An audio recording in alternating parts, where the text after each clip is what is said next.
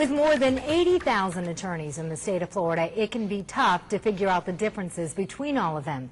I'm Miranda Kahn, and you're watching WPTV's Ask the Attorney web chat, and we're answering some of the questions you might have if you're injured. And joining me today, back again, is David Prather. He's a partner of the personal injury law firm of Lytle, Ryder, Clark, Fountain, and Williams. And David, always good to have you here on the show. It's been a while. Good to have you back. Thank you for having me again. Well, this week we're talking about attorney qualifications, something I'm sure you know plenty about. It seems like there are a lot of different factors to consider when it comes to hiring an attorney. Well, with over 80,000 attorneys in the state of Florida, we have 60,000 active attorneys who are practicing on a daily basis. Right. It's hard for the consumer, the average citizen, to try to distinguish between the attorneys that we have. So you have to look at different levels of experience. You have to look at whether an attorney is board certified. You have to look at how one's peers are rating them in the profession. When it comes to injury law, what are some of the most important things that you would recommend someone look for when it comes to hiring an attorney? Well, you want to look primarily for one's experience inside and outside of the courtroom dealing with legal issues. You want to make sure that the attorney specializes, or the attorney's firm specializes in injury law, such as our firm.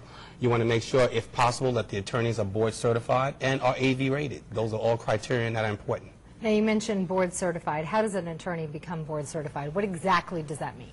Well, of the 80,000 attorneys that we have in the state, only 2% are board certified. 2%? 2%. Okay. We have a total of 18 certification areas, and in order to be board certified, you have to go through 3 different steps. 1, you have to go through a physical written exam.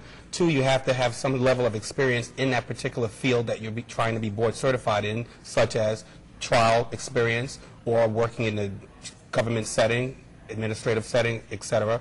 And thirdly is peer review. You have to be reviewed by your peers in the field to see whether they think that you're qualified to be board certified. So something important to look for then. Very, very important. Tell me about the difference. You were talking about some of the rating systems. How does that whole rating system work? Well, there are different agencies and different bodies that rate attorneys in the state of Florida. The one that regulates the attorneys is the Florida Bar. We're regulated by the Florida Bar, which Right. is overseen by the Supreme Court of Florida. So what happens is you want to look at how that attorney fares within the Florida Bar. We have a website with the Florida Bar that tells you how that attorney's been disciplined before, whether they have a track record of Really? any type of bad behavior. So that's one place to start. 2, you can start with the Florida Bar as well in determining whether someone's board certified. They have a listing of board certified lawyers throughout the state. So do some background check. Definitely. It's not hard to do.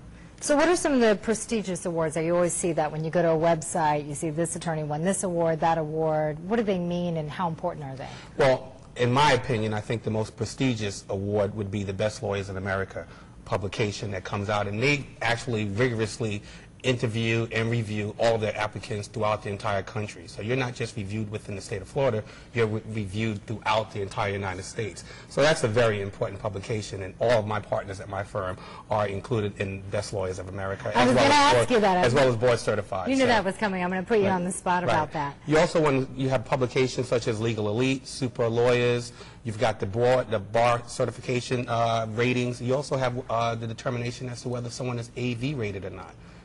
What's something that you would recommend that someone should definitely have, in your opinion? Well, in my opinion, I believe that one should be rated by the Martindale-Hubbell rating guide. That determines whether you're AV rated, BV rated, and what that determines is, 1, A determines whether you are the top in your legal field with knowledge, and V determines the level of knowledge you have in the ethical aspect. So if you're AV rated, you're the top in the legal aspect as well as the ethical aspect of your particular field. So you can just go to the Florida Bar to find out Yes. this information. Yes.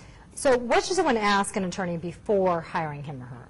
Obviously, some of these questions that we were just talking about. The most important thing, despite all of the titles and all of the awards, is what experience does that attorney have? What type of track record does that firm have? What type of results has that firm received over the years of practicing in a particular area of law? Our firm has been in existence for over 25 years, and we specialize in only injury cases for plaintiffs, products, medical malpractice, personal injury. So that's what we do. We've done it for 25 years, and that's all we do on a daily basis. So do you think if someone just asks someone offhand if they call a law firm that they're just going to tell them automatically, or is there a place to go? Again, do you go back to the Florida Bar?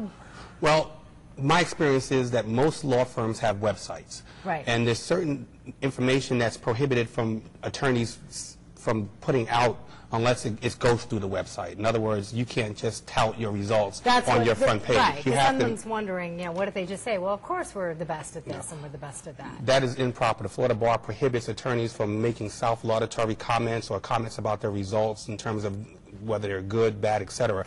But you can access an attorney's website and receive and access that information as to what the track record is of that particular firm, what results that firm received in terms of verdicts, settlements, and other information that would be prohibited or would not be allowed through just the front accessible page. Now, we talked about board certification, we talked about the rating system, prestigious awards, what you can find on the website, going to the Florida Bar Association. What problems can people run into if they don't ask these questions? Well, one of the biggest problems that we see all the time are attorneys who advertise that they specialize or practice in a particular field of law, and then when you go to them, they refer the case out to another firm. That's very important to find out whether the attorney who you hire is going to be handling your case, is going to be trying your case, and is going to be keeping your case from its inception to its conclusion. And secondly, whether that firm will spend the resources on that case should the case not resolve. A lot of times firms drop the client once the case is not resolved in an expeditious fashion. But you need to know whether the firm is willing to stand firm, and try the case if necessary, and utilize their resources and expenditures in doing so. Right, because I know Lytle, Ryder, Clark, Fountain & Williams, that you guys have experts throughout the entire country, yes, right? Yes, we do. To handle particular cases, and you follow it from the beginning to the very end. To the end. Right. And that's very important. Now, some people, I would imagine, might feel a little intimidated when it comes to questioning an attorney's qualifications, especially when it's not their particular field. Do you mind when a potential client asks you these types of questions? I actually welcome those inquiries, and I'm sure my other colleagues and partners welcome those inquiries as well, because if you have the qualifications, if you have the experience in the background, you should be proud to tout those qualifications. I welcome those inquiries. We have bios of all the attorneys in our firms. We have written bios. We have bios on the website. And we have lists of the track record for the attorneys as well as the firm. So it's really accessible, any information you want to obtain regarding Lytle, Ryder, Clark, Fountain & Williams. You mentioned, we were talking about if someone goes to an attorney and that attorney resources that case out. What are some other red flags that people should be looking for? Well, another red flag is whether that attorney and that firm has the experience in handling that type of case. Whether it's a firm that handles 50 different types of matters or 20 different types of matters, or whether that firm specializes in handling personal injury, medical malpractice, or products liability cases. That's what your inquiry should be if that's the type of lawyer you're looking for. So, David, can I put you on the spot here? Sure. Board certified? Yes, ma'am. Rating system? AV preeminent. There you go. Prestigious awards? Best lawyers, super elite.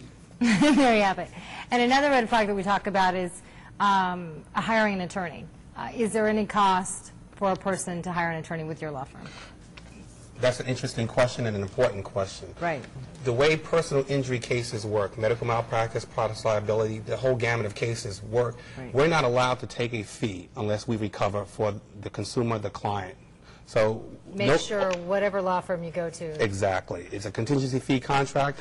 Consultation's free, representation's free. We front all of the costs. We pay all of the expenses that are necessary to bring that case to a successful fruition or conclusion. And if we don't succeed, if we're not successful, we don't charge you one dime for costs or for representation. That's a red flag also. Some firms make you pay costs when they decide to resolve your case or if they decide to turn your case down. So make sure they don't outsource the case. And they're willing to pay the costs up front, right. And there's no fee unless there's a successful recovery under any circumstances. David, thank you so much. We learned a lot today. Thank you, Miranda. Good seeing you. Thank you for joining us. And again, that's all the time we have for questions today, but we'll have an attorney from Lytle, Ryder, Clark, Fountain & Williams here every other Tuesday right here on WPTV.com, answering the questions you submit online in the Ask the Attorney section of our website. So if we didn't get to your questions during the webcast, we'll make sure that someone responds to your email with an answer. So make sure to get those questions in. Thanks for joining us.